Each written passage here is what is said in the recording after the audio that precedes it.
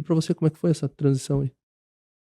Foi uma coisa que meio que, assim, foi acontecendo, até de diferença, assim, em relação... Eu não comecei a publicar conteúdo ou alguma coisa nesse sentido. Eu trabalhava, na época, no CLT, e eu trabalhava no Ebanks, no call center do Ebanks. E aí, eu já fazia freela pra agências. O Ebanks já era grande? O Ebanks já era grande. Que ano já isso? era grande. Era 2016 pra 17. 2016 pra 17. Então, eu era, até aquele momento, eu era CLT e fazia freela pra agências, porque eu sempre gostei de escrever. Eu amo escrever, né? Eu amo escrever. Então, eu sempre gostei, assim, de fazer conteúdo, de escrever no blog. Eu sempre tive meu blog ou coisas assim. E eu fazia esse tipo de trabalho pra agências pra ganhar uma graninha extra. Mas não tinha a intenção de, nossa, vou ter um negócio ou alguma coisa do gênero. E aí, eu comecei a fazer um freela pra uma agência de Belo Horizonte, que era do Neil Patel na época, do Neil Patel Brasil. Aí eu E o comecei... Patel é aquele site que todo mundo pesquisa pra encontrar as respostas do marketing, mais antigo. Isso. Sabe qual que é? É um dos Não. grandes nomes, É um, assim, ele é indiano? Ele é. Eu ele sei, é um carequinha, né? Isso, Opa, eu isso O mesmo. que você tem contra careca? Nada. É porque é mais fácil identificar. É só Ah, identificar. entendi.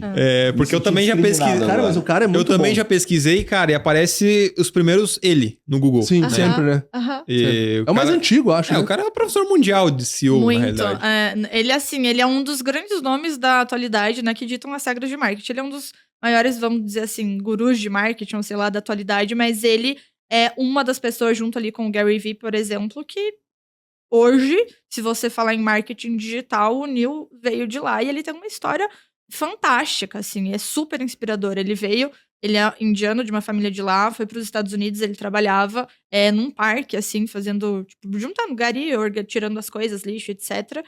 E ele começou, tipo tu, que tu falou, assim, ele falou, pô, eu vou escrever sobre o que eu gosto, ele começou a escrever no blog, enfim, foi crescendo. E ele é bizarramente, assim, sou muito grata, porque inclusive ele foi a pessoa que mais me ensinou sobre delegar e confiar.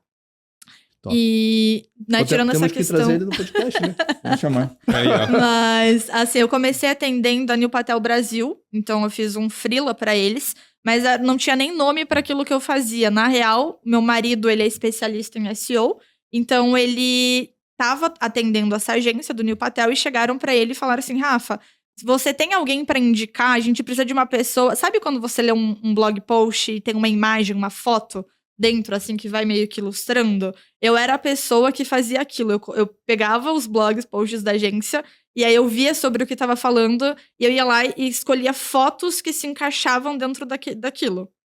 E aí eu fui fazendo isso. Foi logo no começo, quando a Neil Patel veio pro Brasil, que ela estava iniciando a operação aqui no Brasil. E aí eu fui fazendo isso, foram surgindo outras coisas, eu fui pegando. E aí eles começaram a traduzir cursos ou conteúdos de pessoas dos Estados Unidos pra cá, inclusive o do próprio Neil. Então o Neil, a gente fazia as traduções do conteúdo em inglês pra português. E eu comecei a ajudar nessa operação. E aí teve um dia que eu tava no Ebanks à tarde, e o diretor dessa agência...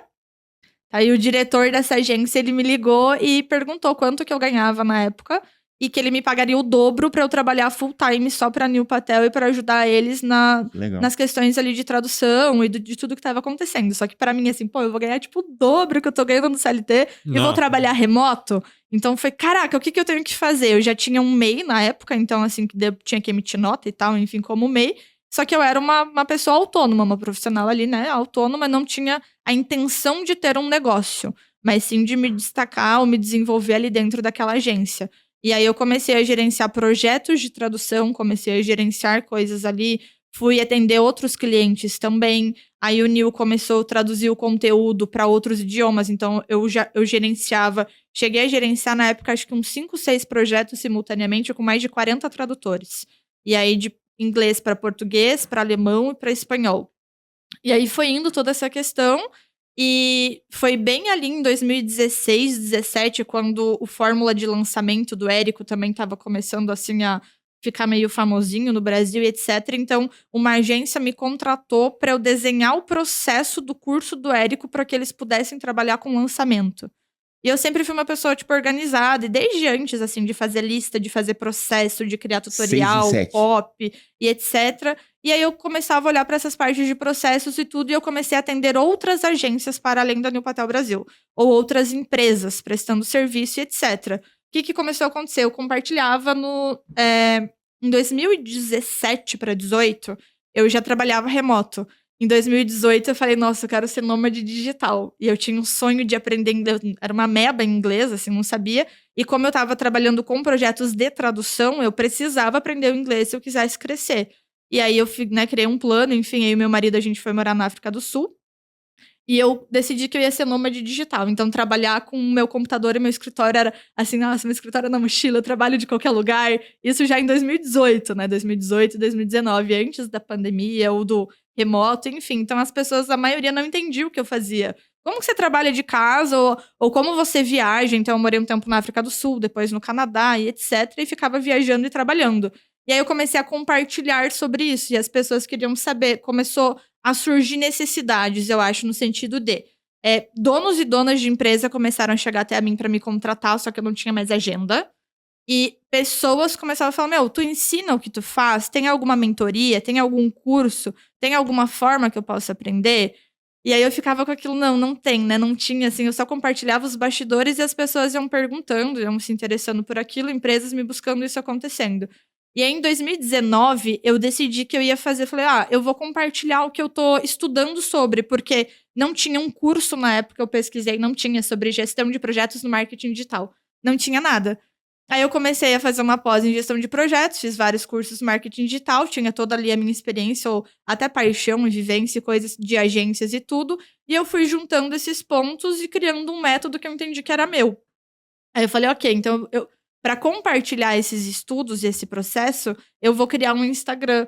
Porque eu não queria, olha só, quando tu falou, me veio esse, eu falei, eu não vou ficar postando coisa de trabalho no meu Instagram pessoal, porque quem me segue vai falar, ok, não sei o que lá, não. Então não tinha a intenção, assim, de, vou construir um negócio, ou eu vou me destacar, ou sei lá, vou ser uma influenciadora, uma expert, que hoje chamam, né? Nem tinha isso naquela época. Tinha esse conflito de perfis, né? Tinha o conflito de perfis. Aí eu falei, não, eu quero ser a Duda, eu tô aqui, quero postar foto do meu cachorro, das minhas viagens, e é isso. E eu vou criar um outro perfil para falar só sobre gestão de projetos e sobre o que eu tô estudando e aprendendo e fazendo. E aí, esse perfil, ele não tinha nome. Ele começou como Lidere Projetos, depois ele virou No Name e underline, assim, não tinha nome. E aí, foi um tempo até que eu falei, não, eu quero que tenha um nome, e entra um pouco até na questão, assim, eu quero que tenha um nome, uma identidade visual, um conceito, lá. E aí, eu fiquei esperando e planejando no ano de 2029... Opa, 2019. Passou. Não no futuro, mas 2019. O que eu ia fazer? E aí, em 2020, eu criei uma conta no Instagram no dia 1º de janeiro de 2020 para compartilhar sobre o que eu estava estudando e sobre o que eu fazia no dia a dia. Então, eu continuei prestando serviço para outras empresas, atendi como gerente de projetos a Moving Girls, por exemplo, que é a maior plataforma de empreendedorismo feminino para mulheres no Brasil, e outras coisas. Então, eu fui atendendo outras empresas, fui fazendo consultoria. Em 2021, veio a necessidade, assim, de, poxa, vou fazer um curso, uma imersão, para testar, para ver se faz sentido o que eu tô fazendo aqui. E aí, as coisas foram muito acontecendo, assim, sabe? Claro que sempre teve uma intenção. Quando o Planning nasceu, eu falava, ok, eu quero ser referência em gestão de projetos digitais no Brasil e eu quero democratizar o acesso à educação e gestão de projetos. Porque tinha um monte de palavra difícil, EAP, TAP, PMI, o que é essa sopa de letrinhas? E como que eu trago isso para o dia a dia da gestão de forma descomplicada para ajudar empresas a terem mais resultados? E posso me destacar com isso também. E aí, acho que foi naturalmente as coisas foram acontecendo. Eu sempre estava muito atenta aos comentários, tipo o que o Bruno falou. Nossa, o que as pessoas estão respondendo aqui? O que elas querem? O que elas estão pedindo? E aí eu fui, poxa, estão pedindo o curso de gestão de projetos, veio isso, a consultoria. Então as coisas elas foram acontecendo. Só que até 2020, ano passado, até 2023. janeiro, até dezembro ali de 2022, eu ainda prestava serviço para empresas. Eu pensava, não, eu não quero deixar de praticar porque eu amo a gestão de projetos e eu não quero deixar de ser gerente de projetos. E aí eu me mantive prestando serviços e tudo, e com o planning ali como uma coisa paralela, sendo até o que o Bruno citou de tipo, ok, aqui é o que eu gosto, mas é um pouco também a questão do meu hobby, é os meus estudos, é o que eu faço, etc. E aí chegou um momento onde o planning também já estava me trazendo muito mais retorno do que eu prestar serviço para dentro de uma empresa. onde eu já tinha um time de 5 pessoas ali trabalhando comigo, e eu ainda estava prestando serviço em outra empresa, eu era gerente de projetos dentro de outra empresa, e tinha o planning como algo secundário. E aí eu decidi que eu ia, em 2023, focar 100% no planning. Então, a partir de agora, eu vou focar 100% nele. Legal. Que foi quando eu buguei, né? Que